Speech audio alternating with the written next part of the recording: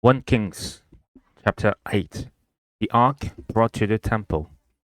Then King Solomon summoned into his presence at Jerusalem the elders of Israel, all the heads of the tribes, and the chiefs of the Israelite families, to bring up the ark of the Lord's covenant from Zion, the city of David.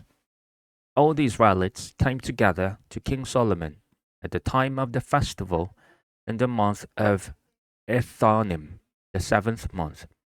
When all the elders of Israel had arrived, the priests took up the ark, and they brought up the ark of the Lord and the tent of meeting, all the sacred furnishings in it.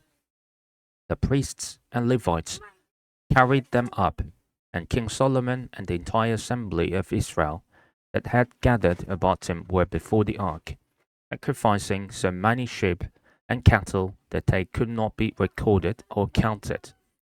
The priests then brought the ark of the Lord's covenant to its place in the inner sanctuary of the temple, the most holy place, and put it beneath the wings of the cherubim.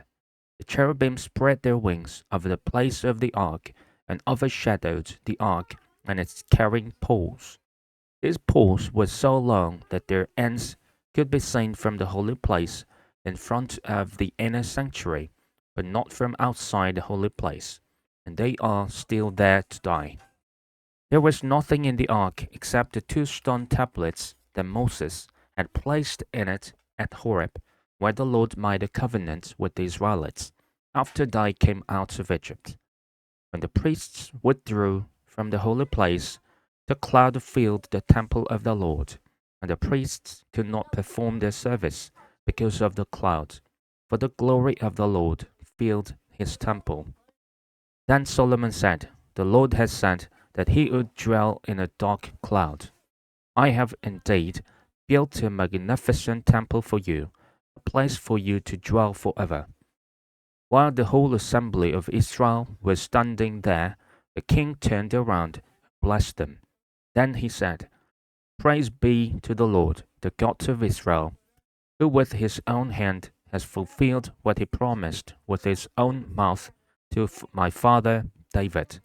For he said, Since the day I brought my people Israel out of Egypt, I have not chosen a city in any tribe of Israel to have a temple built so that my name might be there. But I have chosen David to rule my people Israel. My father David had it in his heart to build a temple for the name of the Lord, the God of Israel. But the Lord said to my father David, You did well to have it in your heart to build a temple for my name. Nevertheless, you are not the one to build the temple, but your son, your own flesh and blood.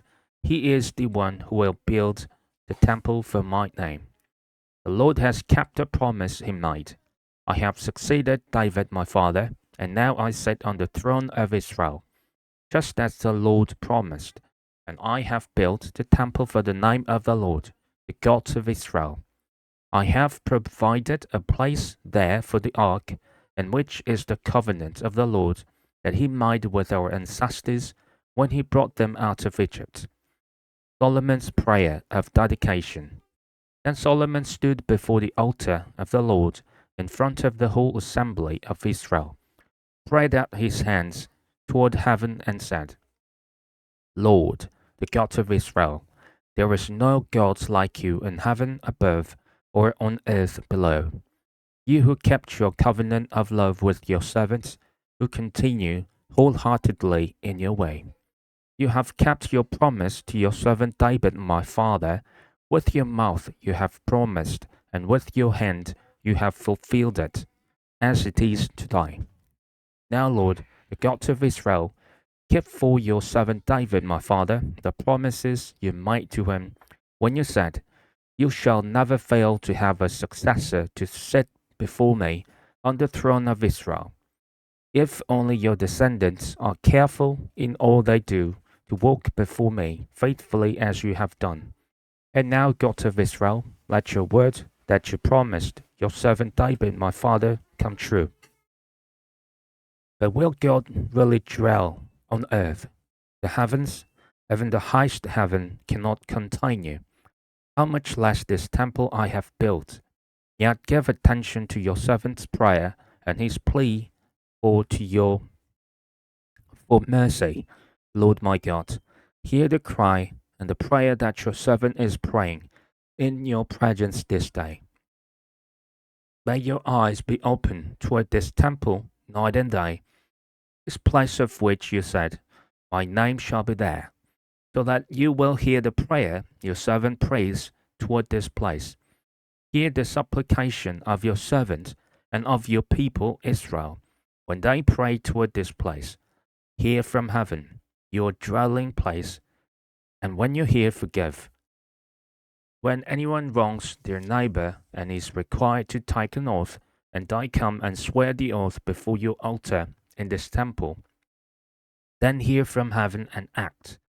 Judge between your servants, condemning the guilty by bringing down on their heads what they have done, and vindicating the innocent by treating them in accordance with their innocence.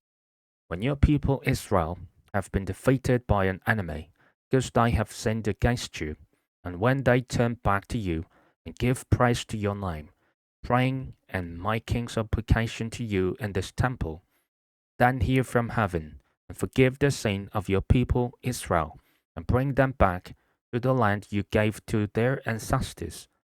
When the heavens are shut up and there is no rain because your people have sinned against you, and when they pray toward this place and give praise to your name, turn from their sin because you have afflicted them, then hear from heaven and forgive the sin of your servants, your people Israel.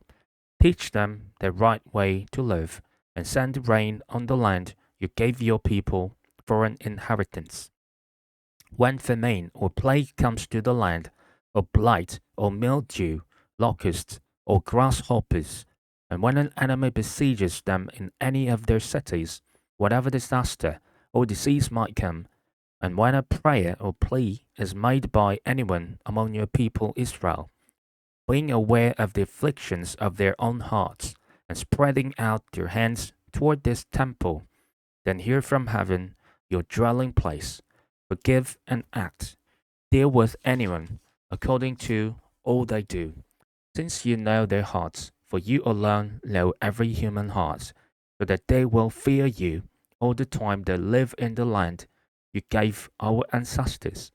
As for the foreigner who does not belong to your people Israel, but has come from a distant land because of your name, but they will hear of your great name and your mighty hand and your outstretched arm, when they come and pray toward this temple, then hear from heaven, your dwelling place, do whatever the foreigner asks of you, so that all the peoples of the earth might know your name and fear you, as do your own people Israel, and may know that this house I have built bears your name. When your people go to war against their enemies, wherever you send them, and when they pray to the Lord toward the city you have chosen, and the temple I have built for your name, then hear from heaven their prayer and their plea, and uphold their cause. When they sin against you, but there is no one who does not sin, and you become angry with them, and give them over to their enemies, who take them captive to their own lands, far away or near, and if they have a change of heart in the land where they are held captive, and repent, and plead with you in the land of their captors, and say, we have sinned, we have done wrong, we have acted wickedly. And if they turn back to you with all their heart and soul in the land of their enemies, who took them captive, and pray to you toward the land you gave their ancestors, toward the city you have chosen, and the temple I have built for your name, then from heaven, your dwelling place, hear their prayer and their plea, and uphold their cause, and forgive your people who have sinned against you. Forgive all the offenses they have committed against you, and cause their captors to show them mercy. For they are your people and your inheritance, whom you brought out of Egypt, out of that iron smelting furnace. May your eyes be open to your servant's plea, and to the plea of your people Israel, and may you listen to them whenever they cry out to you. For you singled them out from all the nations of the world to be your own inheritance, just as you declared through your servant Moses, when you, sovereign Lord, brought our ancestors out of Egypt. When Solomon had finished all these prayers and supplications to the Lord, he rose from before the altar of the Lord, where he had been kneeling with his hands spread out toward heaven. He stood and blessed the whole assembly of Israel in a loud voice, saying, Praise be to the Lord, who has given rest to his people Israel, just as he promised. Not one word has failed of all the good promises he gave through his servant Moses. May the Lord our God be with us, as he was with our ancestors. May he never leave us, nor forsake us. May he turn our hearts to him, to walk in obedience to him, and keep the commands, decrees, and laws he gave our ancestors. And may these words of mine, which I have prayed before the Lord, be near to the Lord our God day and night, that he may uphold the cause of his servants and the cause of his people Israel, according to each day's need, so that all the peoples of the earth might know that the Lord is God, and there is no other. And may your hearts be fully committed to the Lord our God, to live by his decrees and obey his commands, as at this time. The dedication of the temple. Then the king and all Israel with him offered sacrifices before the Lord. Solomon offered the sacrifice of fellowship offerings to the Lord, 22,000 cattle and 120,000 sheep and goats. So the king and all the Israelites dedicated the temple of the Lord. On that same day, the king consecrated the middle part of the courtyard in front of the temple of the Lord, and there he offered burnt offerings, grain offerings, and the fat of the fellowship offerings, because the bronze altar that stood before the Lord was too small to hold the burnt offerings, the grain offerings, and the fat of the fellowship offerings. So Solomon observed the festival at that time, and all Israel with him, a vast assembly, people from Lebo Hamath to the Wadi of Egypt. They celebrated it before the Lord our God for 7 days and 7 days more, 14 days in all. On the following day he sent the people away. They blessed the king, and they went home, joyful and glad in the heart, for all the good things the Lord had done for his servant David and his people Israel.